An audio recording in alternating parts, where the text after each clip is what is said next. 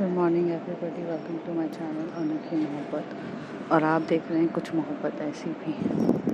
Last scene में ये हुआ रहता है कि सबका लव मेकिंग हुआ रहता है और सब बहुत खुश रहते हैं और अपनी लाइफ को अच्छी तरीके से एंजॉय कर रहे रहते हैं। उसी तरफ मिस्टर मल्होत्रा तो बहुत ज़्यादा टेंशन में रहते हैं कि कैसे क्या करना है, कहाँ पे हूँ। और उनकी रातों की नींद तो इसी वजह से उड़ी रहती है। जब मॉर्निंग होती है तो आलिया उठती है और आलिया अनन्या के पास बहुत प्यार से देख रही रहती है। बट उसे ऐसा लगता है कि जो कुछ भी हुआ है दोनों की अंडरस्टैंडिंग से हुआ है। लेकिन जब अनन्या उठती है तो एकदम से गुस्सा होकर बोलती है कि तुम यहाँ क्या कर रही हो और हम लोग ऐसे हालत में क्यों हैं। उसे कुछ भी याद नहीं रहता है और वो थोड़ी देर तक ऐसे बैठती है और बोलती है कि तुमने मेरा फ़ायदा उठाया हर एक चीज़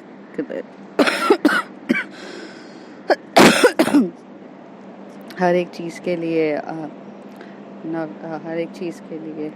हर एक चीज़ के लिए आलिया को ब्लेम कर रही रहती है कि आपने जो कुछ भी किया है वो जानबूझ के किया है और उसको बहुत कुछ सुनाई देती है। आलिया उसकी तरफ देख रही रहती है और वो कहती है कि यार क्या है, तुम कितना बकबक कर रही हो। मैंने तुम्हारे साथ कोई ज़बरदस्ती नहीं करी है। मैं तो तुम्हें यहाँ से छोड़ के जा रही थी बट तुमने मुझे पकड़ लिया और ये सब तुम्हारे और मेरी कंसर्न के बीच में हुआ है। तुम ये सब चीज़ों के लिए मेरे पे ब्लेम नहीं कर सकती हो हर एक चीज़ के लिए। कहती I am drunk and you, क्या बोलूँ मैं ड्रंक थी और तुमने मेरा बस फ़ायदा उठाया और कुछ नहीं है। मैं ये सब चीज़ों को नहीं मानती और हो सके ना तो तुम भी कुछ गलत वलत सोचना मत और इस बारे में तुम कभी किसी से कुछ बात नहीं करोगी। वो कहती है मुझे कोई शौक़ भी नहीं है बात करने का। और वो उठती है, अपना ड्रेस उठाती है, वॉशरूम में जाती है, ड्रेस चेंज करके वहाँ से चली जाती है। सुबह होती है तो नव्या बहुत प्यार से रिया की गोद में रहती है और वो उठ के बहुत प्यार से उसे गुड मॉर्निंग कहती है और वो कहती है कि चलो रेडी हो जाओ।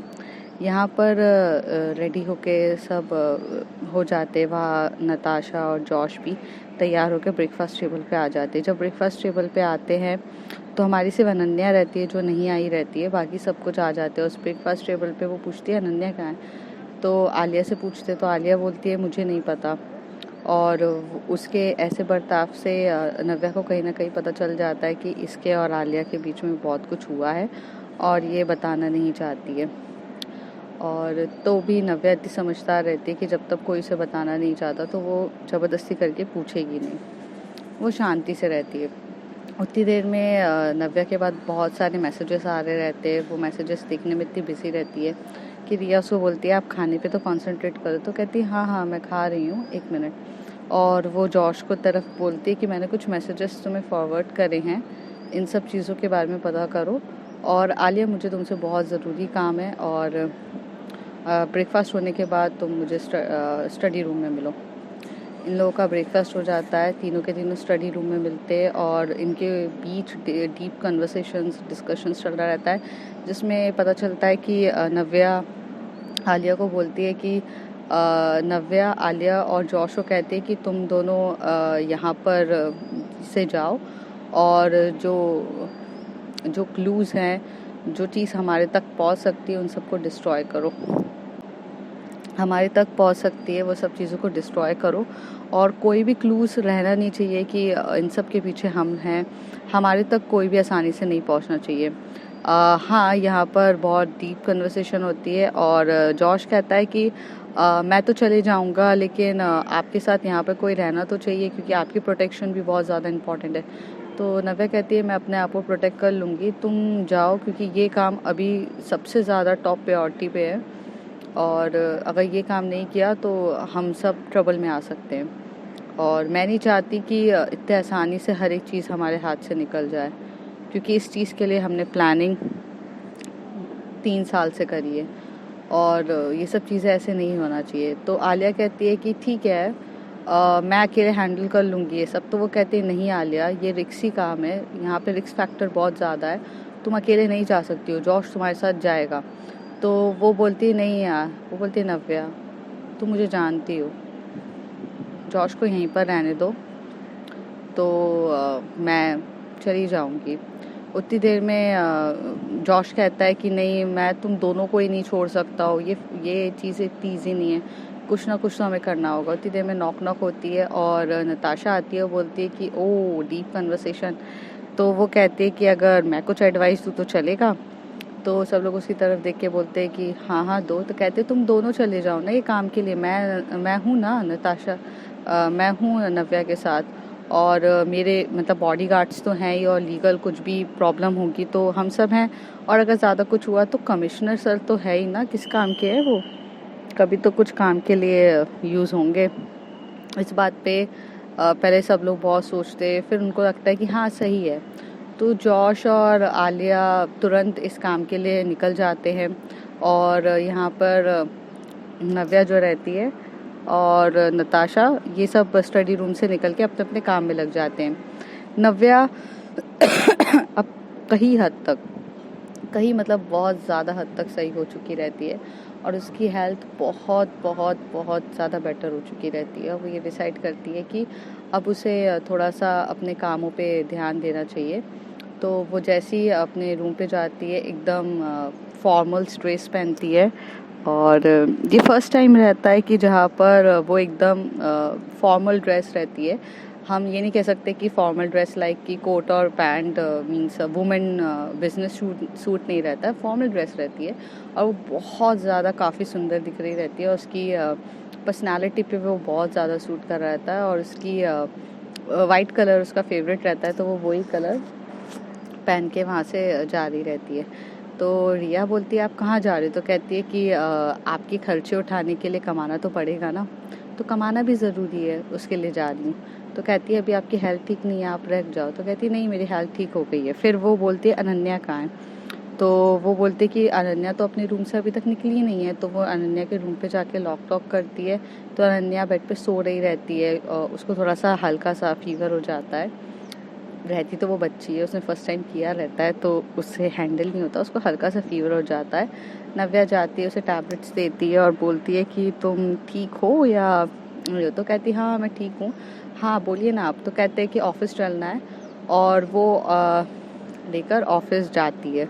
जब वो ऑफिस में जा रही रहती है तो अब यहाँ से तो वो बोलती है आप मेरे साथ ऑफिस क्यों जा रहे हो? तो कहती है आलिया को कुछ ज़रूरी काम से वो बाहर गई है, वो करीब 1 और 2 वीक्स यहाँ पे नहीं है। तो अब मैं ही तुम्हें ऑफिस में ट्रेन करूँगी काम के लिए और यहाँ से। लेकिन ये बात सुन के अनन्या बहुत दुखी हो जाती है और कहती है कि वो मुझसे बिना मिले चली गई।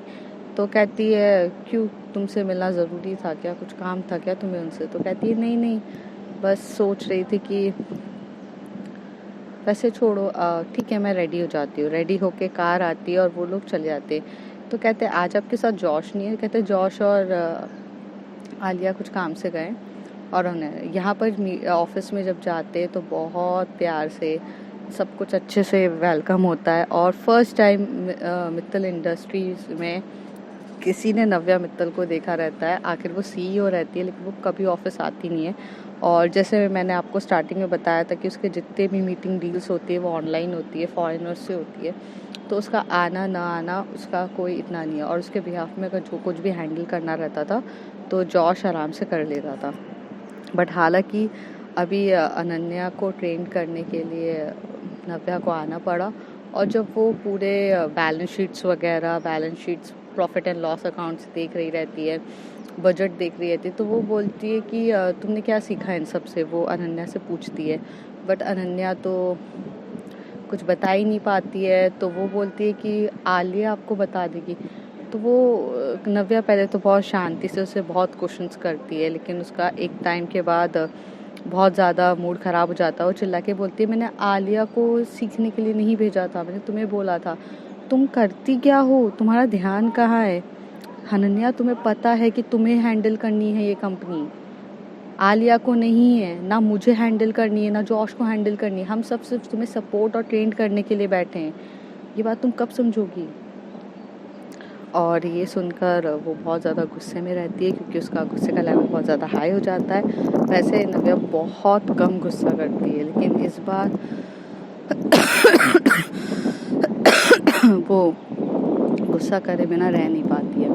और इस समय जब वो गुस्सा कर रही रहती है तो अनन्या को बहुत ज़्यादा याद आ रही रहती है आलिया की, क्योंकि पहले तो वो बहुत ज़्यादा डिस्ट्रैक्ट रहती है कि कल रात को जो हुआ था, और उसके बाद ऐसे तो ऐसी बिजनेस की वजह से कुछ दिन ऐसे बीतते जाते।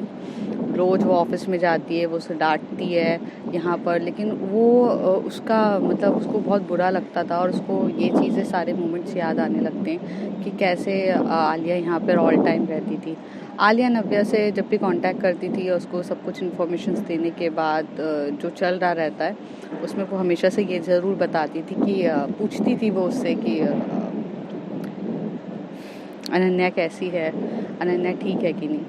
तो नव्या तो इतनी मैच्योर्ड थी कि उसे सब कुछ पता था, लेकिन वो बहुत शांति से बैठती है और पूछती है एक दिन, आलिया तुम्हारे और अनन्या के बीच में क्या है मुझे नहीं पता, लेकिन अगर तुम उसे ऐसे बेबी पैम्पर करोगी तो वो कभी कोई चीज़ सीखेगी नहीं। कभी कभार अपनी फीलिंग्स को सामने वाले को समझाने के लिए उसे दूर होना ज़्यादा ज़रूरी है, और तुम दूर हो इसका फ़ायदा उठाओ, अपनी लाइफ में एंजॉय करो। अगर उसे समझना होगा तो वो समझ जाएगी, उसके पीछे भागोगी तो कभी वो समझेगी। और ये बोल के नव्या फ़ोन रख देती है। उसके पीछे आलिया, उसके पीछे रिया रहती है। रिया बोलती है कि इस एक वीक में तो आपके पास मेरे लिए टाइम ही नहीं है। तो हाँ, क्योंकि वो इतने काम में बिजी रहते हैं कि उसके पास इतना टाइम नहीं रहता, और ऐसे 1 वीक बीत जाता है। और जब ये पूरा 1 वीक ख़त्म होने वाला रहता है तो अनन्या बहुत अपसेट होके बैठी रहती है। तब वो कहती है कि डोंट वरी, जॉश और आलिया आ चुके हैं। ये रिया जाकर अनन्या को बताती है, तो वो बड़ी खुश होकर बोलती कहाँ है वो लोग, आए क्यों नहीं यहाँ पर। तो कहते नहीं वो कुछ काम के साथ नव्या के साथ गए, नव्या ने मुझे सिर्फ इतना ही बताया था, बट अभी वो आ जाएंगे, आप टेंशन मत लो। ये कह के यहाँ पर बात ख़त्म होती है। अब मिस्टर मल्होत्रा जो रहते हैं, जिस काम के क्लूज़ के पीछे ये लोग इतने 1-1.5 हफ्ते घर से गायब रहते, उसी तरफ मिस्टर मल्होत्रा ने भी कोई कसर नहीं छोड़ी रहती है। इस 1-1.5 हफ्ते में उन्होंने जितना पॉसिबल रिसर्च कराना अपने पीए के थ्रू, उस लास्ट 3 साल में क्या था, कैसे क्या था, वो सब कराया रहता है। और कराने के बाद उनको सिर्फ इतना ही पता चलता है कि रौनक का के बारे में सिर्फ एक वर्ड ही उनको पता चलता है कि कहीं ना कहीं हर एक चीज़, जो क्लूज़ उनको भी मिलते हैं वो रौनक से रिलेटेड रहते हैं। बट हालांकि रौनक है कौन, ये बात उसे भी नहीं पता रहती है। तो रौनक तक अगर पूरे तरीके से जो पहुंचने के क्लूज़ थे वो हमारी आलिया और जॉश ने बहुत इस 1 वीक में उन्होंने पूरे तरीके से वो जो स्टेयर्स रहती है वो सब हटा दिया रहता है। तो पूरे तरीके से तो नहीं पहुंच पाते, बट कहीं ना कहीं थोड़े हद तक पहुंच जाते हैं। अब इसके बाद आगे कहानी में क्या होता है उसके लिए आप जानने के लिए देखते रहिए। तब तक के लिए बाय बाय, टेक केयर। और हाँ, मेरी तबीयत थोड़ी ठीक नहीं चल रही है बिकॉज एटमॉस्फेयर ठीक नहीं है, और बस इतना ही। अभी आप भी अपना ख्याल रखिए, and if you like the story, like, subscribe and shares. और हाँ, मेरा टाइमिंग थोड़ा कम रहता है, और अगर आपको कोई भी इशू है तो प्लीज़ मुझे मैसेज करिएगा, और मतलब कमेंट बॉक्स करके मुझे बताइए। हो सकता है तो कुछ इम्प्रूव करना हो तो मैं डेफिनेटली करूँगी। एंड तब तक के लिए बाय बाय, टेक केयर।